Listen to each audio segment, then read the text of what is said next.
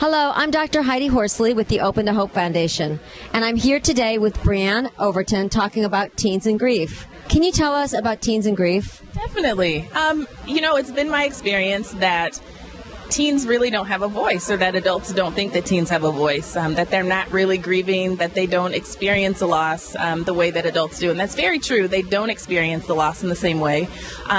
But they definitely do grieve. So they're not the forgotten grievers, or they shouldn't be coined the forgotten grievers, because they do grieve and they do have a voice. I work with a lot of parents, and they are really concerned because their teens are not grieving in front of them.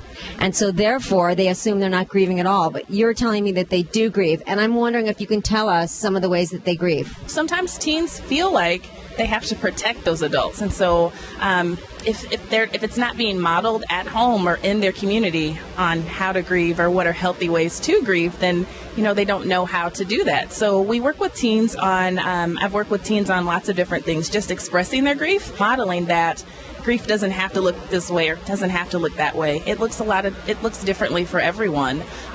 So grieving through different expressions. So creative arts, music, writing, drawing, a lot of journaling, even an outlet, using sports as an outlet is a great way to express that grief. Oh, I like that. So tell me more about using sports as an outlet. We can do sports with them. Some sessions I have, we'll, go out to a basketball court and play basketball, throw a baseball back and forth. But a lot of kids are already on sports teams. So they're cheerleaders, they're basketball players, they're football players. And just using that as a healthy outlet to get some of those feelings out, some of that anger, some of those emotions that are just kind of bottled up on the inside. Okay, Brianne, thank you. And you heard today from Brianne on how to help our teens grieve. This is Dr. Heidi Horsley from the Open to Hope Foundation.